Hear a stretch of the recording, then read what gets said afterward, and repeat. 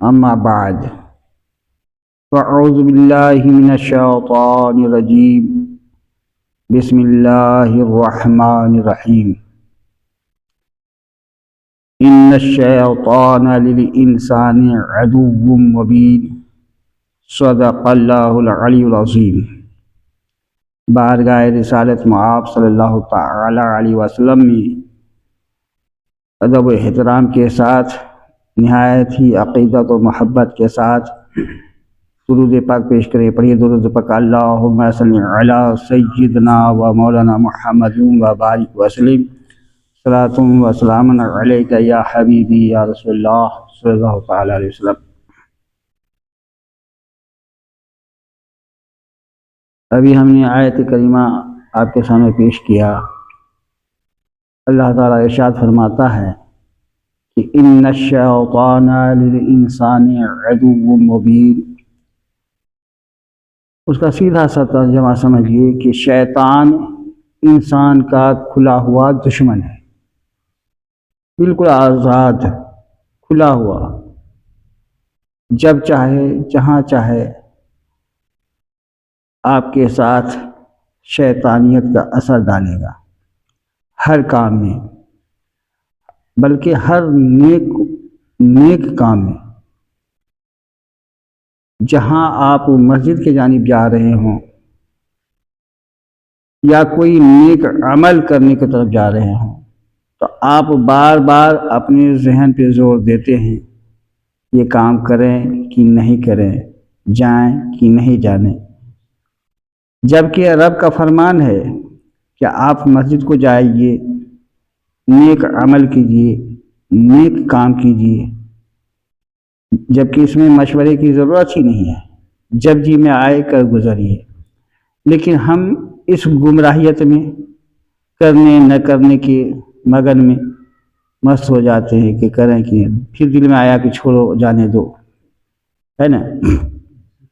مسجد و مدرسے میں تعاون کرنے ہیں تو بھی پوچھتے رہتے ہیں، چلیے پھر دیکھیں گے، پھر سمجھیں گے۔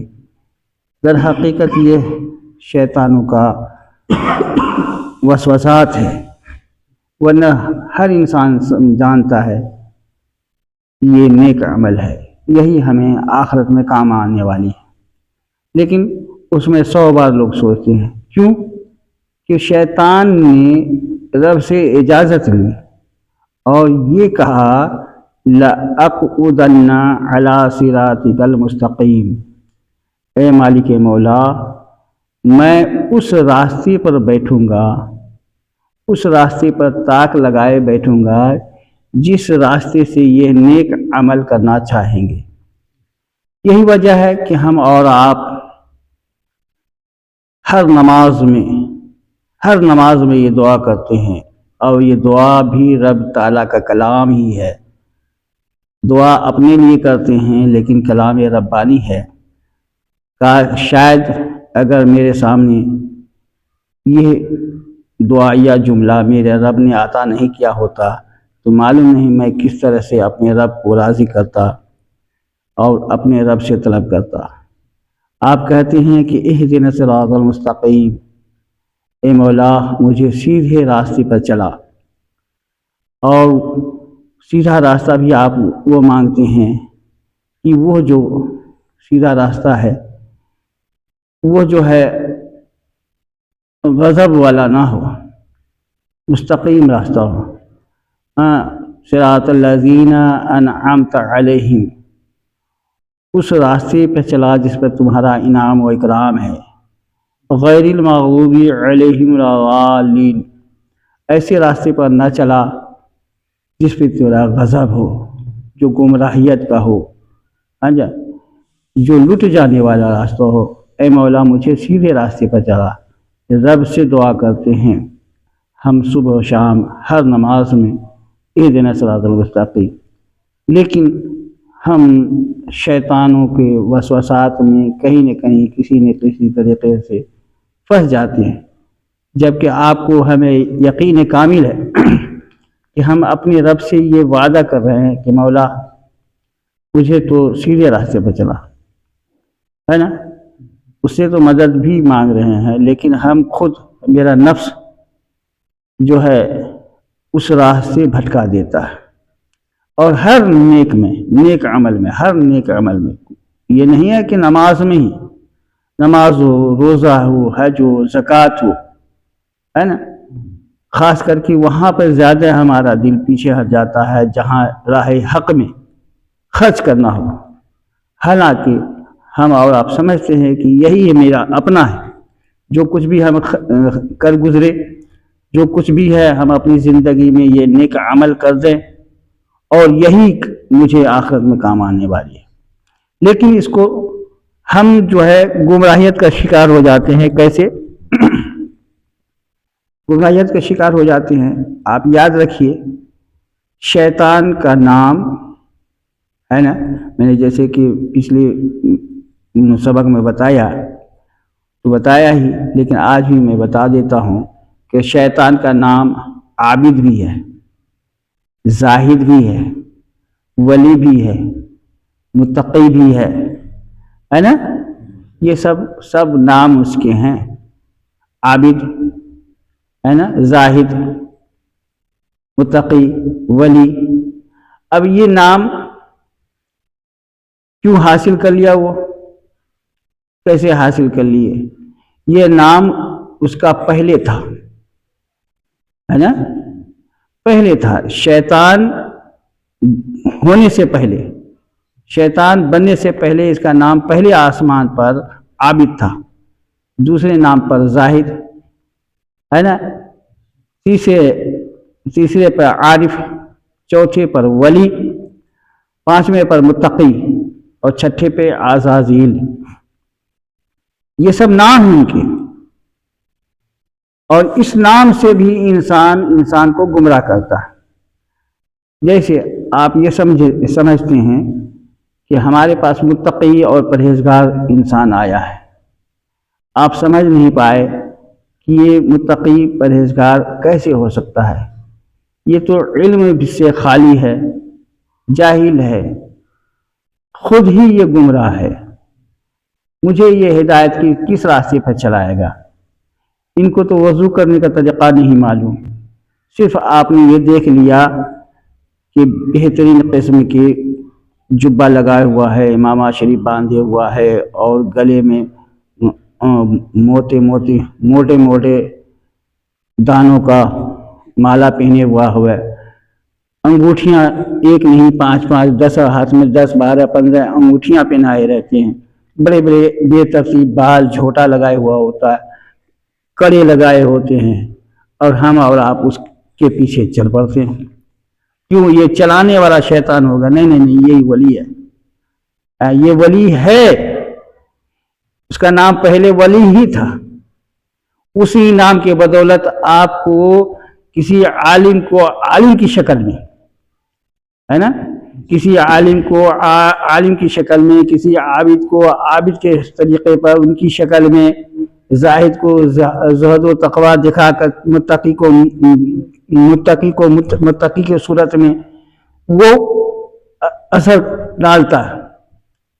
جیسے یوں سمجھ لیجئے، آپ مارکیٹ میں جائیں، آپ کے ساتھ فراڈ ہو جاتا ہے، لوگوں کے ساتھ ہوتا ہے، خاص کر کے بھینس، بکری، گائے وغیرہ خریدنے جائیں تو دیکھیں گے کہ ایک کسان ہے، اس کے ساتھ ایک عورت بھی ہے اور چھوٹا بچہ بھی ہے. آپ یہ دیکھیں گے اور آپ کو لگے گا کہ یہ بیچارہ غریب ہے، مجبور ہے، اپنی مجبوری میں اپنی جانور کو بیچنے آیا ہے. لیکن حقیقت میں ایسا نہیں ہوتا ہے. ہوتے ہیں، کم ہوتے ہیں، لیکن وہ طریقہ کو ان جادوگروں نے، ان ٹھگیروں نے، ہے نا، ان طریقے کو جو غریبوں کا تھا، اس طریقوں کو اس نے اپنایا تاکہ آپ اس کے طرف دوڑ جائیں، ہے نا. اور اب جب معلوم ہوا 1000 کی چیز تھی، اس نے 5000 روپے کہے کہ بھائی میں بڑی پریشانی میں بیچ رہا ہوں، اور یہ ہے وہ ہے. تو آپ 1000 کا ہی تو مال ہے، کم سے کم آپ 2000 روپیہ ضرور دے دیں گے. وہ کہے گا چلیے 2000 روپیہ صحیح، 2000 روپیہ دے دیں، چلیے. اب 1000 کا ہی مال تھا، 2000 لے لیے اس نے، بعد میں معلوم ہوگا کہ جو مال خرید کے لائے ہیں آپ وہ تو بہت ہی ناقص ہے، بہت ہی بیکار قسم کا مال ہے۔ تو اسی طرح کے یہ ٹھگ جانتے ہیں کہ کس کے ساتھ کس طرح ٹھگی کرنا ہے، کس طرح سے ٹھگی کرنا ہے۔ ٹرینوں پر ٹھگنے والے کی صورتیں الگ الگ ہوتی ہیں، جوانوں کے پاس موبائل لے کے پہنچ جاتا ہے اور ضعیفوں کے پاس کچھ اور لے کے چلا جاتا ہے۔ تو یہ ٹھگی کرنے والے کا طریقہ اسی طریقے کا ہوتا ہے جیسا کہ آپ ہوتے ہیں، جس انداز کے آپ ہوتے ہیں اسی انداز کا ٹھگ آپ کے سامنے شکل و صورت بنا کے آ جاتا ہے۔ بس اسی طریقے پر شیطان بھی یہ سمجھ لیا کہ یہ تو پیروں کی طرف بہت بھاگتا ہے، پیروں کی طرف تو بہت جاتا ہے نا، عالموں کے پاس جاتا نہیں ہے، یہ قوم کچھ جاہل ہے، وہ پھکوانا ہے، یہ کروانا ہے، جھڑوانا ہے، ٹھیک ہے، وہ ایک دم سے لٹکا لے لیا، اس کے پیچھے چل پڑا، اور وہ تو خود گمراہ تھا ہی، ہم اور آپ بھی گمراہ ہو جاتے ہیں، اس کے پیچھے پیچھے چل پڑتے ہیں، ہے نا۔ آپ اس سے پہلے آپ کے پاس طریقہ ہے کہ کیا یہ شریعت کا پابند ہے، متقی ہے بھی یا دکھنے میں خالی متقی ہے، پرہیزگار ہے بھی یا صرف پرہیزگاری دکھاتا ہے نا۔ اس کا پتہ چلے گا کہ اس کے تو وضو کے طریقہ معلوم نہیں ہے، غسل کا طریقہ معلوم نہیں، نماز کی نیتیں معلوم نہیں، کبھی آپ سے نماز کے لیے کہتا نہیں ہے، اذانیں ہوتی دیکھتے نہیں، اذانیں ہوتی رہتی ہیں اور ان کا گانا بجانا چلتا رہتا ہے، تھرکنا ناچنا چلتا رہتا ہے، اور صاحب کئی نمازیں نکل جاتی ہے ہمارے پڑوس میں، ہے نا، ہمارے پڑوس میں بھی آتے ہیں لوگ، سال میں 2-3 روز تک خوب اچھل کود کرتے ہیں، دیکھتے ہیں مسجد میں تک نہیں آتے، نہ خود آتے ہیں نہ ان کی پیروکار آتے ہیں، اور ناچا گایا لوٹا کس کا، ہے نا۔ میری عمر تقریباً 60 سال کی ہونے جا رہی ہے، میں نے یہ دیکھا کہ ان سے قوم کا کیا بھلا ہوا، علاقے کے علاقے لوگ پریشان کے پریشان ہی ہیں، غریب کے غریب ہی ہے، اور بے دین کے بے دین ہی ہے۔ اس کو کبھی یہ نہ ہوا توفیق ہوئی کہ چلو صاحب اس کو نماز کے لیے تلقین کریں، اور علماء جب نمازوں کے لیے کہتے ہیں تو ان سے پہلے وہ بابا بتا دیتا ہے کہ نہیں ہمارا عالموں سے کوئی ربط نہیں ہے، ہمارا مسئلہ الگ ہے، عالموں کا مسئلہ الگ ہے، اور لوگوں کو گمراہ کرتے ہیں کہ نہیں، عالموں سے دور رہنے کا جس وقت کہہ دیا سمجھ لیجیے اس سے بڑا شیطان کچھ نہیں، اس سے بڑا شیطان ہو ہی نہیں سکتا، یہ عالم سے دور کروا رہا ہے، جبکہ اللہ اس کے حبیب کا فرمان ہے کہ ان کی صحبت میں بیٹھو، ان کے قریب ہو جاؤ، اور اللہ نے قرآن مقدس میں کہا انما یخشی اللہ من عبادہ العلماء، اگر بندوں میں سے کوئی بندہ نیک اور پرہیزگار متقی ہے تو علماء کی جماعت ہے، عالموں کی جماعت ہے، ارے ان کی تو صحبت میں بیٹھنا رات بھر عبادت کرنے سے افضل ہے۔ عالموں کی شکل و صورت آپ دیکھ لیں گے، ان کی شکل دیکھنا عبادت، ان کے ساتھ بیٹھنا عبادت، میرے نبی پاک نے فرما دیا میرے نبی پاک نے فرما دیا کہ جو عالم کے ساتھ بیٹھا گویا میرے ساتھ بیٹھا، جس نے عالم سے مصافحہ کیا گویا اس نے مجھ سے مصافحہ کیا، ہے نا، جس نے اس کی خدمت کی گویا نبی ہو کہ نبی کہہ رہے کہ وہ میری خدمت کیا۔ اندازہ لگائیے کہ اللہ تعالیٰ کے انعام و اکرام تو علماء پر ہے، علماء حق سنی صحیح عقیدہ ہو، یہ بھی جاننا ضروری ہے کہ یہ کس عقیدے کا مالک ہے، ان کا عقیدہ درست ہے بھی یا نہیں، یا کسی شیطان کا تو یہ پیروکار نہیں ہے، یہ غوث و خواجہ کا ماننے والا ہے نہیں کیا، یہ اعلیٰ حضرت فاضل بریلوی رحمۃ اللہ تعالی علیہ کہ کوئی کلام پڑھتا بھی ہے، کہتا بھی ہے، سنتا بھی ہے یا نہیں، یہ بھی سمجھنا ہوگا۔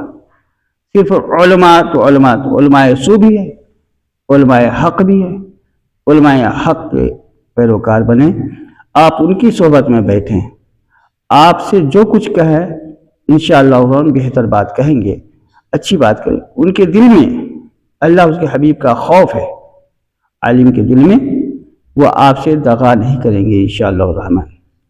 جب بھی آپ کوئی حکم دیں گے تو اپنی طرف سے نہیں دیں گے، جو کچھ بھی اللہ اس کے حبیب نے فرمایا ہے وہی حکم پیش کریں گے۔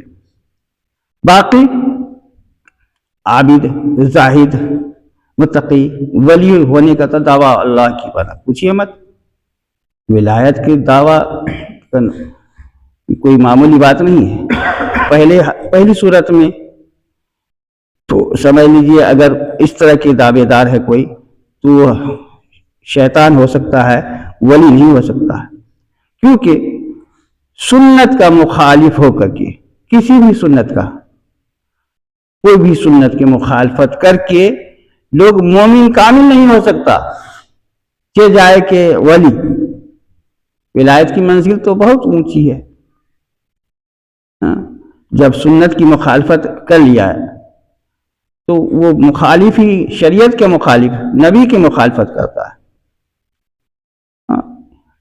سنت کی کوئی پاسداری نہیں۔ اس لیے میرے پیارے، شیطانوں کے حربے، اس کے ہتھیار، ان کے طور و طریقے سے بچے اور اس کو غور سے سمجھنے کی ضرورت ہے۔ فی زمانہ جیسے آپ ہیں ویسا وہ ہے، اسی میں سے، آپ میں سے ہی ایک پیدا ہو گیا۔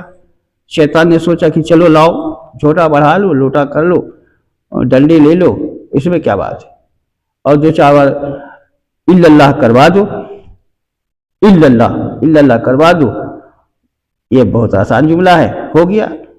اس کے بعد صاحب ناچے گائے، لوٹے کوٹے چلے گئے۔ آپ کو کیا دے گیا؟